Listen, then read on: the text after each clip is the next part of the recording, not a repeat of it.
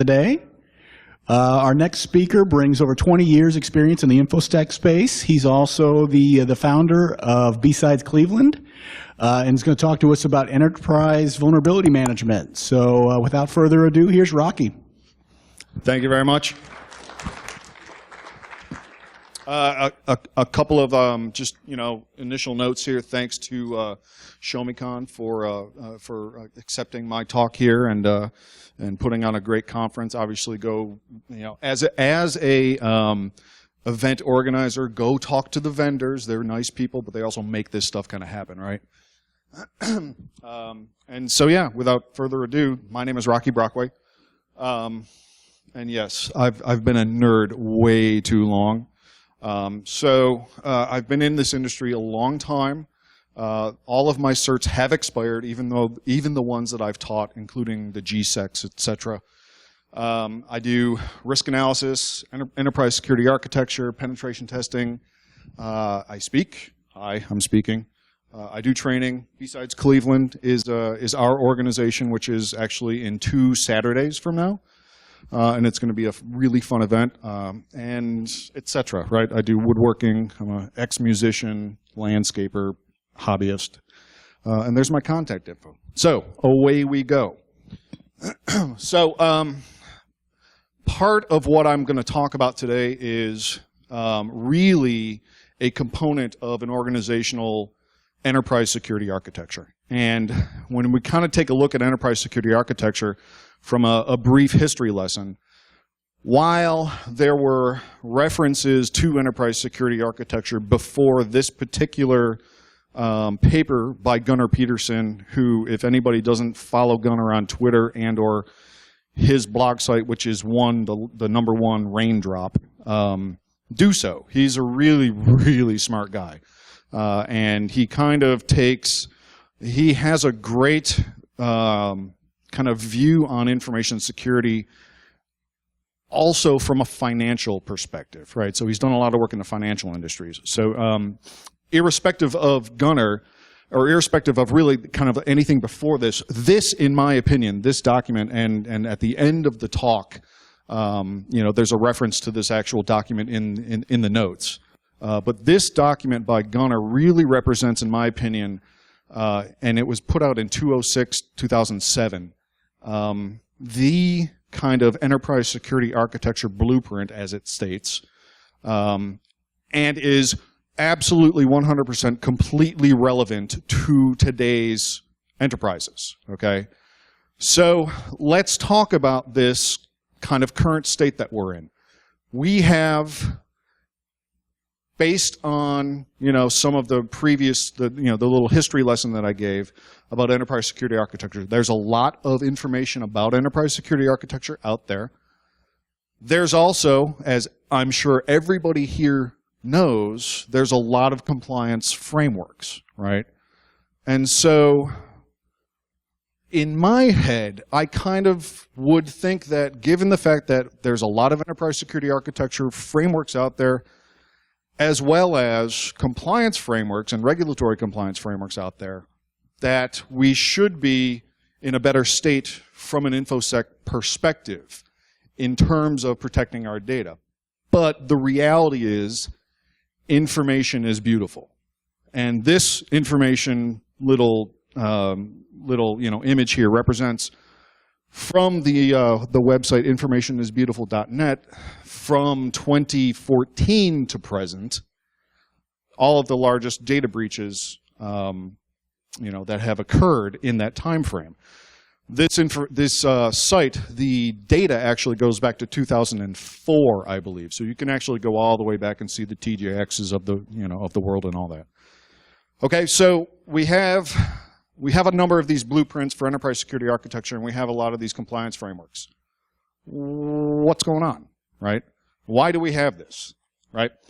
And if you kind of dissect a lot of this stuff, Target, PCI compliant, okay, Anthem, HIPAA compliant. Something's going wrong here. This little chart here I kind of threw in, which was a comparison here between 2007 and 2014. The Gartner report states that across this time frame, the spend of, this represents the spend in trillions of dollars for IT. Okay, and we're at, as of last year, $3.7 trillion globally. That's not a security-only spend, but, that is IT in general.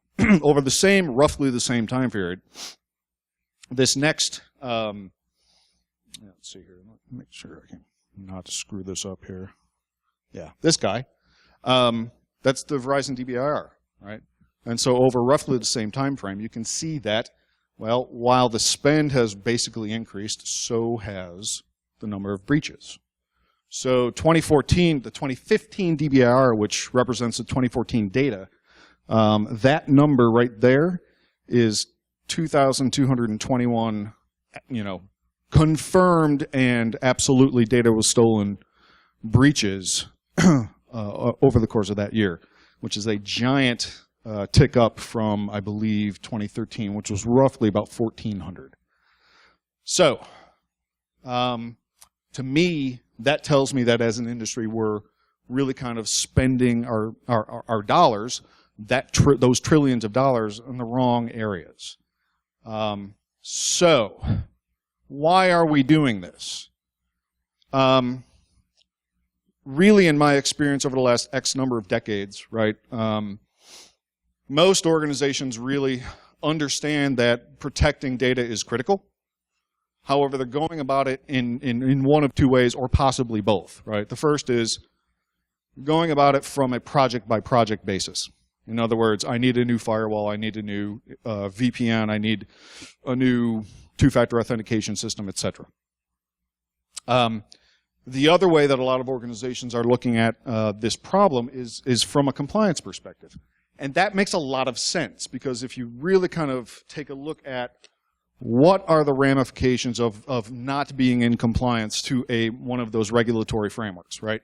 That's called a fine, and that's a business impact. So most of the decision makers in a lot of these organizations, irrespective of whatever vertical you or they may be in, are focusing their efforts on a compliance perspective, because they don't want to be fined, because that represents a financial hit to the organization, aka a business impact.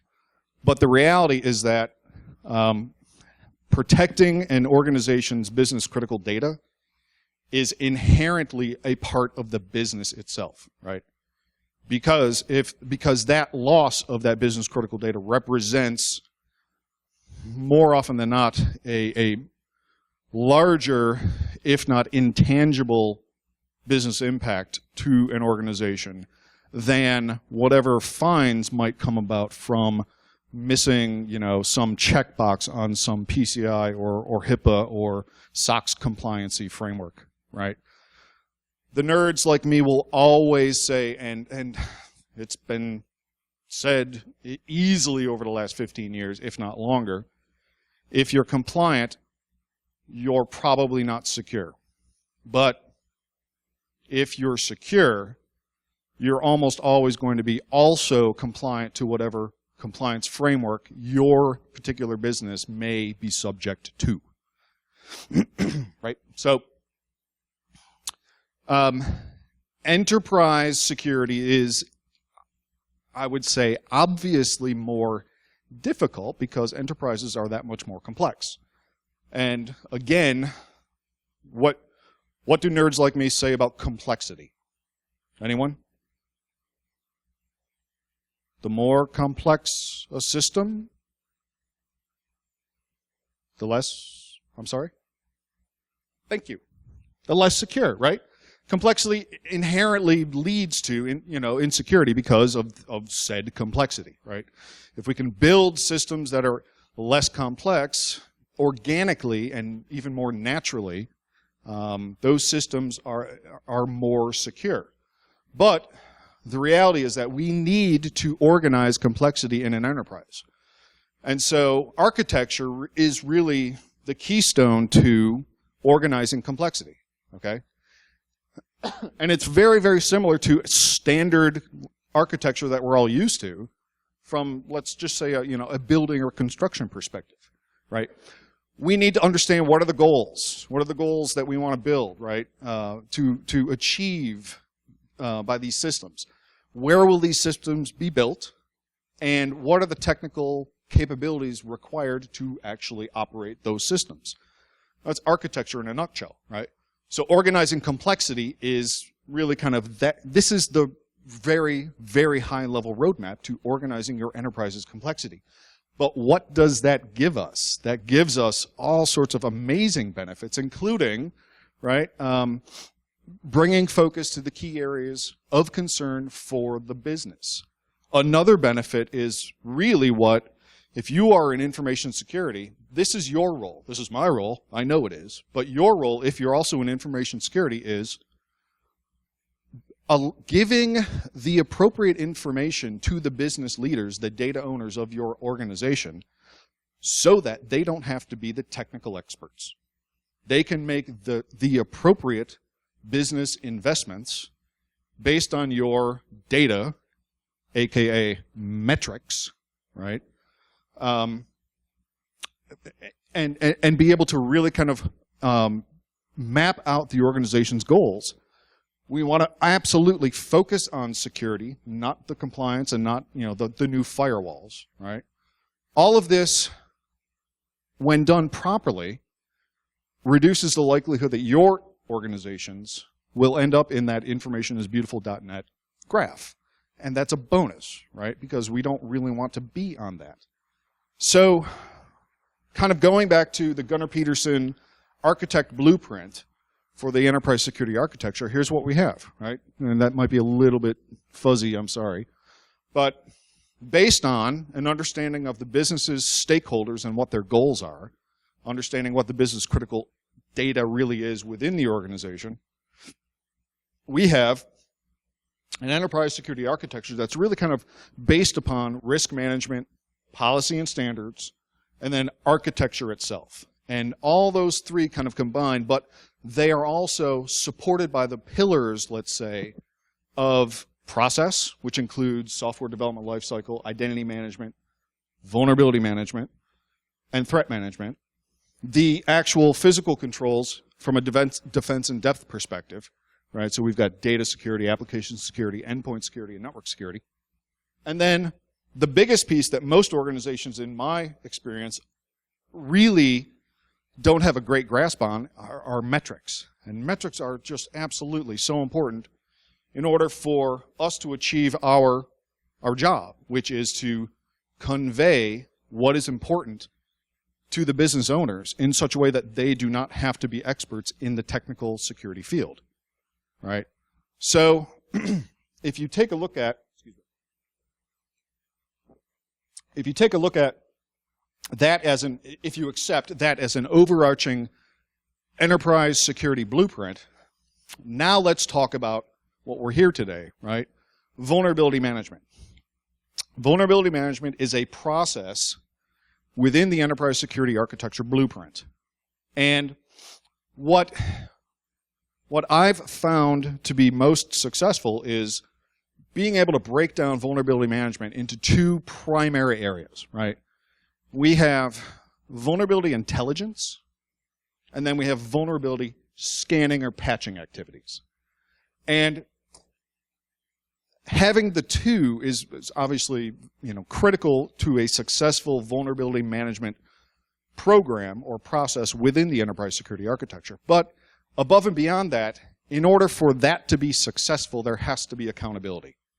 And that's where a lot of this, for a lot of organizations, kind of breaks down, right? There's not true accountability in terms of, okay, network guys, network team over here, you own the network, and there are now newly discovered, from an intelligence perspective, vulnerabilities that affect the network. You need to patch that. If that isn't patched and something happens that the vector goes through those vulnerabilities, who's accountable, right? And the same can be said for, right, your Windows server teams, your Linux server teams, your guys who are running the UPSs and printers, okay? Anybody here actually pen test? Anyone? Okay. How many times on a pen test have you discovered Active Directory domain credentials in clear text in printers? Anyone? Couple? It happens, right? Who's responsible? But who's actually, at the end of the day, who's accountable for that? All right. So accountability is really one of the primary goals here. So let's talk about the challenges to vulnerability management. We have Moore's Law. Everybody knows, I'm making the assumption everybody knows what Moore's Law is. So it's absolutely applicable to malware evolution, okay?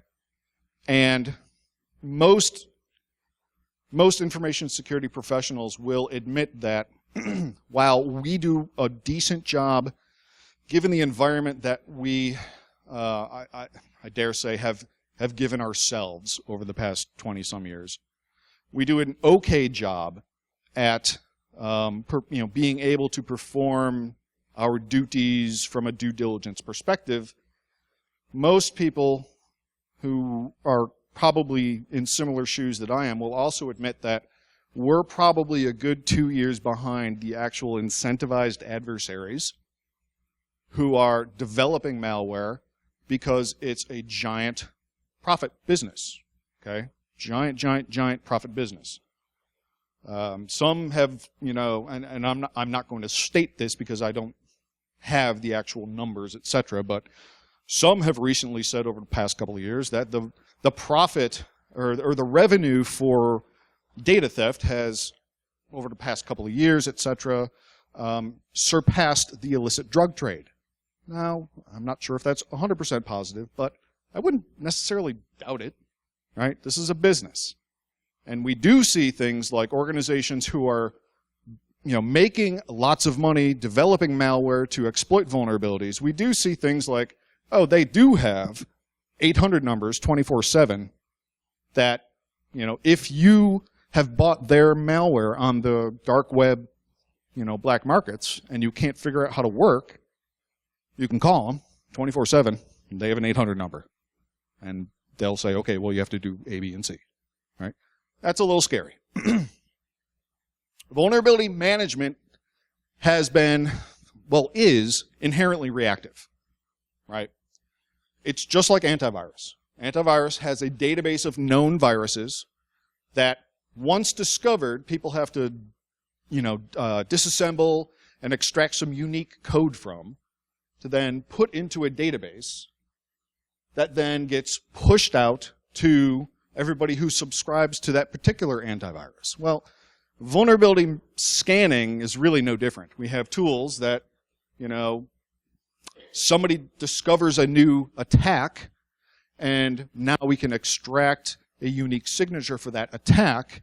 Now that goes into a database, and now that, through the updates of whoever your, vulnerability scanning tool is, that goes out. By default, that entire process is reactive. And I don't think anybody will disagree with the statement that if your security program is reactive, it's probably not doing a good job overall, right? Intelligence.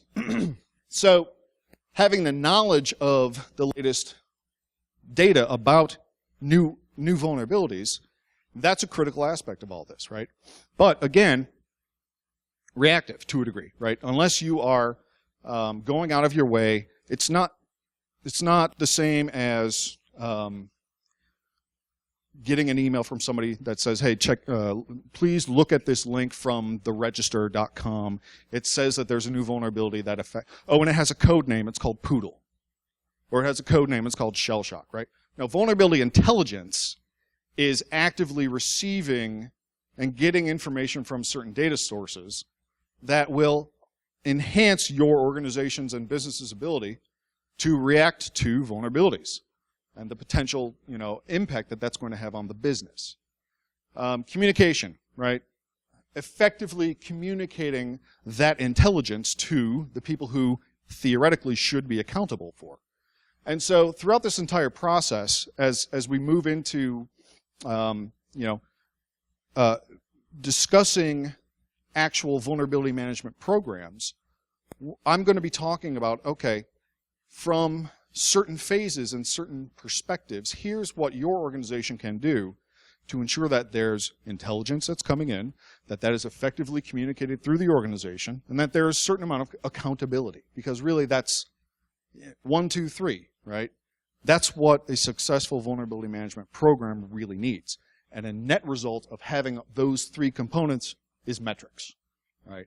We can then now really kind of, again, enhance our ability to communicate to our business leaders through these metrics what's important to the organization, how we can improve that, and even kind of say, you know something, from an investment perspective, let's look at this solution or that solution.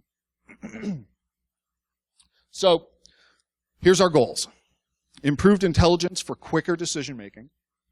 Buy-in from our stakeholders. We have to have buy-in from the stakeholders. This is, again, a business issue, right?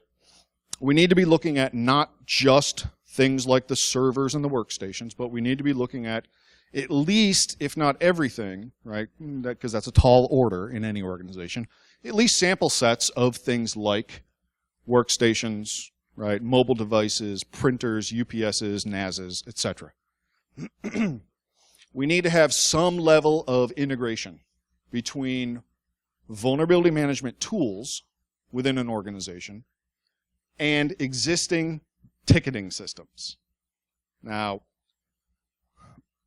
from experience, I know that not every level of organization has mature ticketing systems in place. So that may or may not be a challenge. But really, when we start looking at the big picture and our true goals here, that integration is essential. Right? And then finally, obviously, I'm gonna harp on this the entire talk, metrics. So, does anybody in here do software development? Couple? OWASP. Everybody know what the OWASP Top 20 is? Okay. Does everybody know how virtually unimplementable it is? So, a bunch of some of the people in OWASP came together maybe a year or so ago and put together the Application Security Verification Standard, the ASVS. The 2014 version of this is spectacular. And what it does, and I'll kind of touch on this for the next couple of slides, is it breaks down certain goals that an organization should have from an application security perspective, right? So these are the levels, the level 0, 1, 2, and 3. Okay, I got turned on to this by a talk by a gentleman named Bill Sempf at the B-Sides Columbus 2015, which you can look at that particular presentation off of Adrian Crenshaw, Iron Geek's site, who recorded it. But it was a great talk on application security and the ASVS, the 2014 version of it. Now that's important. The 2014 version is the updated version. So, level 0 in the ASVS 2014 is what we'll call cursory, or what they call cursory, right? And it's really, an organization may or may not have anything planned or deployed, etc. It's just kind of, okay, we probably do some things, but it's not documented, etc. And we're not really going to focus on that because that's not where organizationally and from a business perspective, it's not where we want to be. ASVS level 1, now we're talking about organizations that are developing applications that can adequately defend itself against rudimentary type vulnerabilities and attacks. These vulnerabilities are typically discovered with minimal to low effort, and threats to the application are really simple, and they're probably using automated tools. The unfortunate reality is that, you know, most organizations in their software development lifecycle probably do fall into this, because let's be honest, as software developers, you have a goal, you have a set of requirements, and those goals and requirements are this needs to work, and it needs to work by this date. And so, you know, what inherently doesn't doesn't run in parallel with that. Security of the application. That's just the way it is, right? Level 2 ASVS indicates that the application can adequately defend itself against prevalent security vulnerabilities, talking about the OWASPs, etc. I would say, personally, most business applications should work towards this level. And the threats to that particular application are going to be a little more sophisticated than opportunistic, right? And possibly some motivated actors. Level 3 is a challenge. Level 3, organizationally, most businesses that are going to attempt to achieve level 3 are more than likely dealing with what we'll call irreplaceable data in terms of life, in terms of critical infrastructure, defense, etc. This is a very, very tall task. So that's really kind of the inspiration, the ASVS, the OWASP ASVS 2014 framework for application security. So we can improve that. We can absolutely improve this and take that framework, which is a very easily digestible framework for application security, and apply that to vulnerability management, which historically is has been a challenge for most organizations, irrespective of vertical, for a long time now. So here is our application, applying the ASVS 2014 to vulnerability management. So again, cursory level 0, I'm not really going to talk about, okay? That's not where we want to be. The level 1 ASVS vulnerability, organizations can adequately defend itself against application security vulnerabilities that are easy to discover, right? Typically discovered with minimal to low effort, very similar to the actual ASVS itself, and threats to the application will likely come from attackers using simple techniques. Perfect. Not much different there. So let's kind of break that down. So if we break down what really comprises of a level 1 ASVS applied to vulnerability management, we're talking about organizations that really don't have any type of dedicated InfoSec and or risk groups within their organization. When I say that, I'm making a differentiation between the firewall management people and the people who are analyzing risk, okay? Because when we really are looking at an enterprise organization, the InfoSec risk group is not the same people. They are not the same people who are managing the firewalls or tuning the IDSs, okay? These are the groups of people who are looking at the threats to the business and deriving, based on whichever risk frameworks they've accepted within the organization, deriving business risk and conveying those results to the data owners, right? So we have a group within an organization that is not responsible for the firewalls, but they're responsible for analyzing the business implications of vulnerability A, vulnerability B, based on threat vectors, be it anonymous or be it some organized crime ring, etc. And now applying or taking that information and deriving risk to the business, right? That's what I'm talking about when I say no dedicated InfoSec risk group.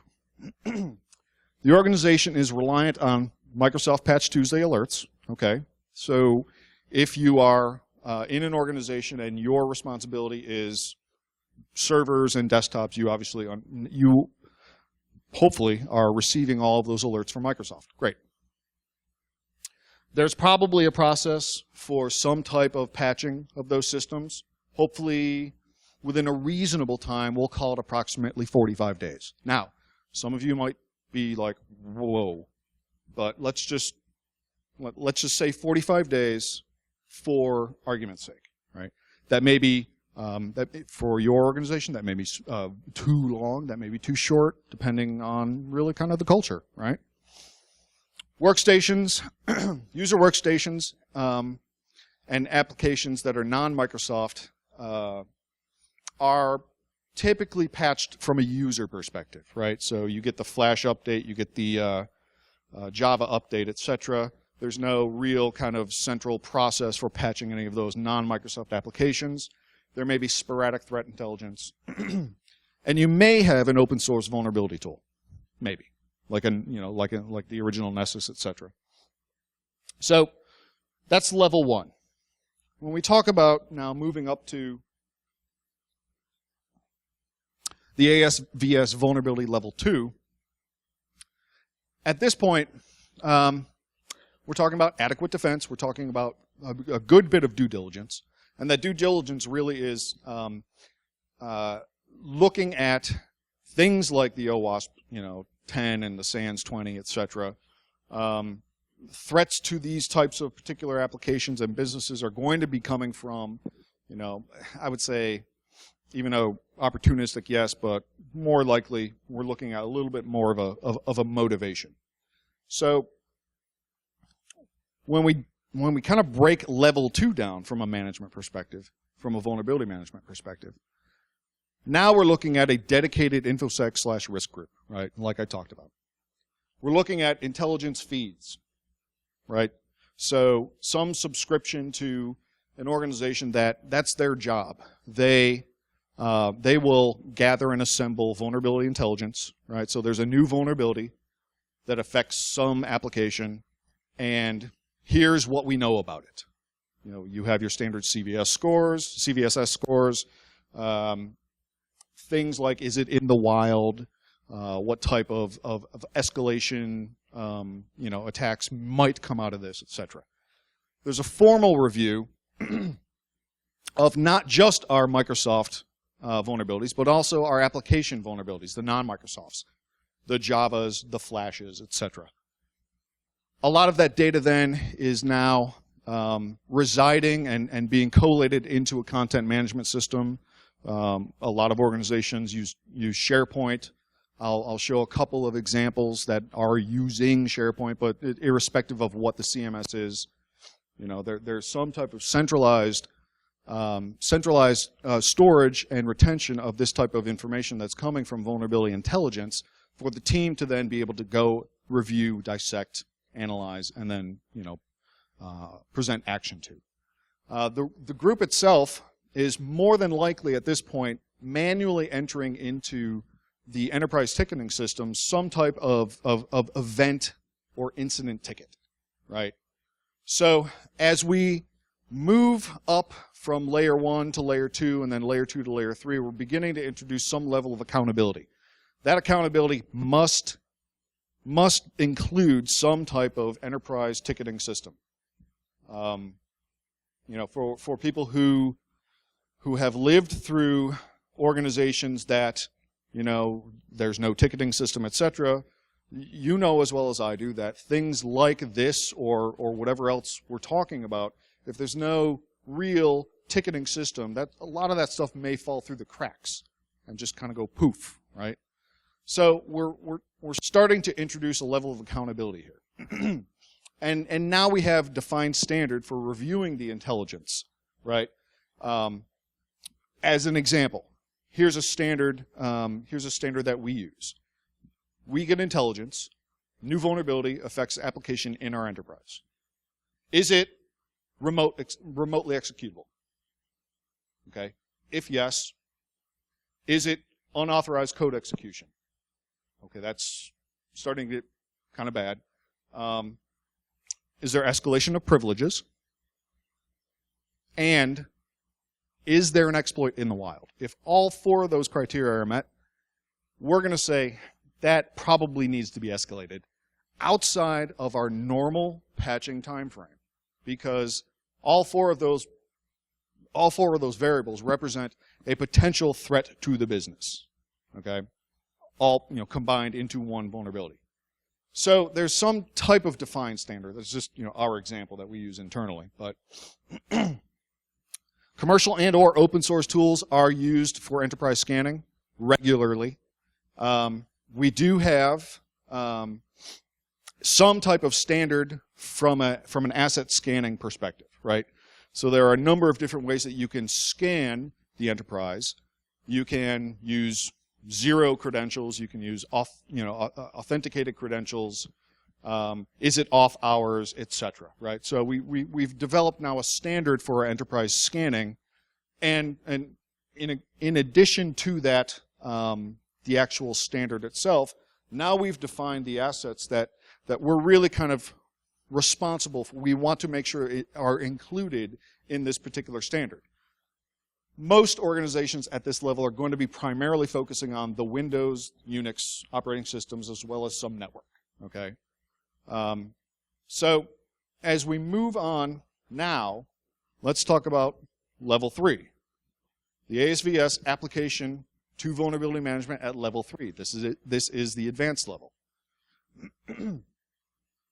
So we're really talking about in-house applications, looking at the designs. We're talking about, from an application perspective, most likely the organizations that are going to fall under this level, level 3, are going to be critical infrastructure, some type of application to life itself, possibly defense, etc. This is a very difficult level to achieve. In my opinion, most organizations are going to be they will accept level 2. Most, obviously. And that's subjective to your business, etc. And the threats to these organizations are more than likely going to be very motivated and potentially nation state. So let's break this down, right? At level 3, an organization will have the following: vulnerability intelligence feeds that are tied into enterprise inventory systems. So things like SCCM, right? Having that intelligence automatically looking at your organization's inventory and saying, okay, we use Windows Server 2008 R2, and therefore I'm going to communicate that to my vulnerability intelligence feed provider, and so they're only going to send me those vulnerability alerts automatically, right? This is an automatic process. Level 2, that's really a manual process, right? So having that tie into the inventory systems for your intelligence feeds. The risk teams are they're still analyzing and looking at intelligence alerts, populating them into the content management systems. But these content management systems are now, based on these types of tickets, or based on these types of entries in the content management system, are now creating automatic alerts and tickets into the enterprise ticketing system, right? So now the analysts are looking at what possibly could be a threat to the organization. And if deemed such, now that ticket, the entry in the content management system, is automatically triggering an event, an API to whatever your enterprise ticketing system is, creating that ticket, assigning that to the appropriate group, and away we go, right? So the support teams now, whether that's the server team, whether that's the desktop team, whether that's the network team, that action item is now just a part of their standard workflow, right? Because the initial analyst from the security team and the risk teams are saying, yep, that definitely affects us, and this is an issue, so let's move that forward. Sample sets of workstations at this point are included in the vulnerability scans. I'm going to make a statement, and it may not be true 100%, but most organizations who are going to attempt level 3, achievement in the application of the ASVS through vulnerability scanning and vulnerability management probably have a decent, let's say, golden image that is then pushed out to the majority of their workstations, etc. So experience and my opinion kind of plays into this, this one a little bit, in that sample sets and making sure that they're random. Let's say if we're scanning these types of workstations on a monthly basis, we're picking random sample sets of desktops, workstations, etc. With the kind of assumption that, well, we do have a golden image kind of process. Yes, there are going to be exceptions, but for the most part, we are absolutely looking at the servers that are, housing our business critical data. Let's take a look at sample sets of things like workstations, phones, printers, right? UPSs, NASs.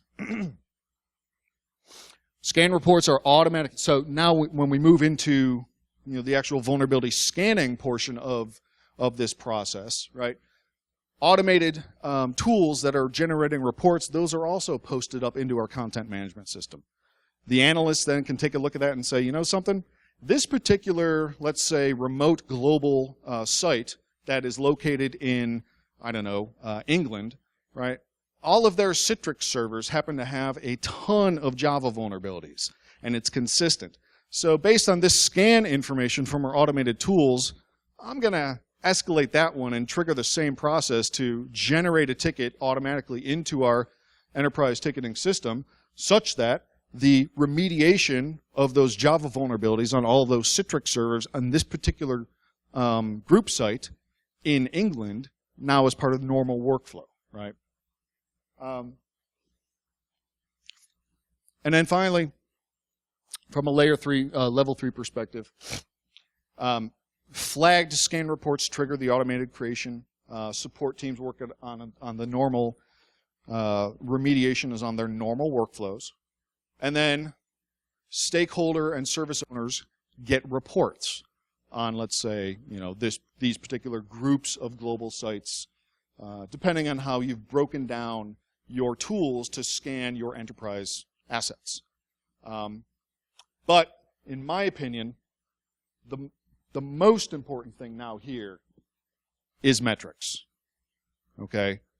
So, all of this at a level 3 perspective gives us the opportunity to generate the appropriate metrics. And again, I'll say this, our job in InfoSec and risk is to provide that data, intelligence, communicate that appropriately to the business owners so that they do not have to be those technical experts. And that can then allow them to make the appropriate investments, whichever direction is, best for the business. But that is our job. So let's talk about metrics here. Some of this is probably fairly simple, right? So scan periods, asset inventory. How often are these particular sets of assets scanned? What is the type of scan, the scope of scan? Is this just a discovery scan? Are we using authenticated user credentials? Are we using authenticated admin credentials? The results are going to be drastically different depending on how we're scanning. Number and types of scans, of hosts scans, the number of vulnerabilities discovered. Obviously, that's very, very simplistic. Low, moderate, high, critical. Vulnerabilities by status. Look, we've now tied all of this into our enterprise ticketing system. How many new vulnerabilities do we have? How many active? Have any of those vulnerabilities been reopened? Right? Pending remediation, right? And my particular favorite, and this is just a great metric for the business level, is time to remediation. Okay? Time to remediation is spectacular because if we now can present the actual metrics, here's what we got from our intelligence on this day, and through our process, we were able to remediate all of these particular vulnerabilities in X amount of time. That is justification that we're on the right path, that we're doing our job very well, and they should continue to fund our activities, right? Now that's selfish. On the other side, right, that information now is allowing the business owners to, really kind of analyze what we're doing and be able to, define and derive direction going forward. So here's a few examples. This is the ISC, the Internet Storm Center. A lot of our clients and we internally use, and today is Patch Tuesday, so this is already out today for, for the month of June 2015. And so ISC does a great job. In addition to the intelligence that you should be receiving, as well as the scanning results from your internal processes. Third-party sites like the ISC are great, right? Because they're doing independent analysis. They're saying, well, Microsoft says this is an intermediate level vulnerability that affects Internet Explorer, but based on what we've seen, that's actually critical. So use that information accordingly. One of the great things about, well, great things, I guess, is subjective also, but one of the things about what the ISC does, in addition to that, is if there's something that is absolutely in the wild, it has escalated privileges, remotely executed, etc., that little red box is not going to say critical. It's going to say in giant capital letters, patch now. So most organizations should probably take that into consideration if the ISC does say that and say, yeah, we may need to work on or submit this to our change control process and see if we can patch this ASAP. This is an example of a vulnerability intelligence feed. This one is Cisco's IntelliShield. For those of you who actually know anything about Cisco's IntelliShield, you will also know that it is end of life. There are a number of other vulnerability intelligence feeds that you can get subscriptions to. Secunia is one of them, and I actually do kind of like Secunia because they actually do interface into, they can take an export of your SCCM inventory and import that into their database of things that you want to know about, right? So the vulnerabilities that actually affect your organization, you can just export everything that you're running from your inventory in SCCM, Microsoft's SCCM, and just upload that into the Secunia feed. Content management. Here's the example of our particular SharePoint site. The way we have this set up is that those intelligence feeds that we receive from either Secunia or Cisco, that gets into our organization in an email distribution. That email distribution then automatically sends an email to our SharePoint site. That SharePoint site then automatically adds every single one of those entries, those emails from either whatever vulnerability intelligence feed you're getting to this content management system. So then if you actually then click on any of the any of these links right here, that's actually this. That actually that comes up.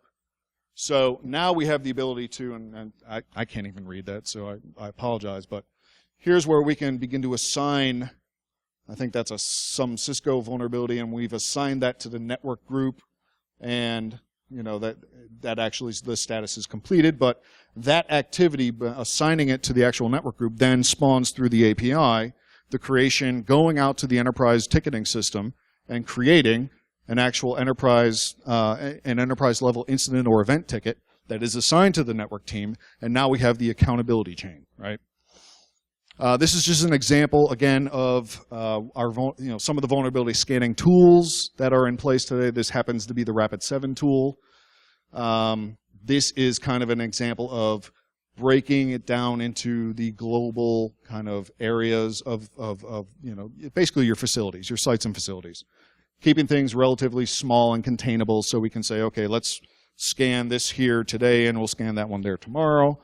This is just a shot of an example, right? So we have a number of Java vulnerabilities. This was taken from that specific example of the Citrix servers that I was talking about that really have a lot of Java stuff going on. Right, and some of the tools will have things like this, right? Obviously, the Rapid7 also does Metasploit. So in this example, these little M's here mean that Metasploit also has a known exploit for that particular vulnerability. So handle with care. And again, some more examples. I do like this type of reporting instead of the giant tome of vulnerabilities, right, that you will normally get from a big vulnerability scan. This one just says, look, if you apply these top 25 things, like upgrade the version of PHP, you'll remediate 94% of the vulnerabilities. That's nice, right? That's pretty cool. I like that a lot. So, again, just some more things. Here's an example of one of the one of the enterprise ticketing systems that we use, right? So that assignment of the network team to that particular Cisco vulnerability in the previous couple of slides then created this actual, entry within the enterprise ticketing system, and now we have the accountability chain. We can look to see what the status is, and those teams are working on this as part of their normal workflow, as opposed to what in many cases happens. The security teams will be like, oh my God, there's something new for you guys, and you guys have to drop what you're doing right now. And no, that never works, right? So making this process a part of the normal workflow is absolutely essential to the success of any of these types of programs. So what do we get to kind of close out, right? Security-focused, business-aligned enterprise security architecture element, right? A pillar, one of the variables of the pillars of the process within enterprise security architecture is vulnerability management. Implementable framework based on business need. Looking for some goals here, right? Level 3 gives us that content management system and ticketing integration. Again, all this really is your choice. And hopefully, if there's anything that you take away from this particular conversation, I've been talking, there really isn't a conversation, but please talk, please, sorry. If you take anything away from this, it's really kind of, understanding that all of this is driven by business. And we have the ability to create certain levels, to achieve certain levels of vulnerability management, and impact the business in a positive way that doesn't really, that is not a detriment to the way the organization is currently, running or humming or however you want to put it, right? We have the ability to take what we want from these kinds of leveled frameworks and say, something, that's applicable to our business. Let's try that. Let's see if we can achieve level 2 based on these criteria, or let's see if we can attempt to achieve level 3. Or, something, level 1's pretty much acceptable for us. That's okay. But hopefully, you can take what you want out of those options and do what you feel is best for your organization. Like I said, the ownership and accountability aspect of all of this is just critical for a successful vulnerability management program. And then, I've said it a ton of times, right, already, metrics. Metrics is the key to conveying all of this information to the business leaders, the business owners, the data owners, etc., in such a way that they don't need to be the technical experts and that they understand what we're talking about, that this is important. They don't need to know that there are 800 Java vulnerabilities on a Citrix server. They need to know that this particular region has a number of high-level things that need to be addressed, and based on that, we may need another FTE, or, things like that, right? So, all right, I'm not sure where my time is, but I've been talking a lot, pretty much. Okay. So, with that, here are a couple of references. The Architect paper, which is the Gunnar-Peterson Enterprise Security Architecture Blueprint, and then the Application Security Verification Standard 2014. That's me, and please, I've been talking way too long. Questions, comments, anything?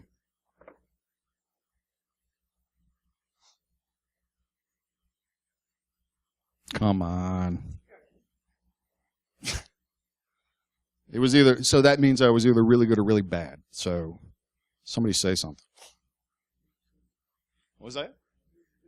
Well, I suppose. Okay. Thank you very much for coming. I've been told that there's an open bar downstairs, so awesome. Thank you everybody again for coming, and thank you ShowMeCon, and enjoy the rest of your day.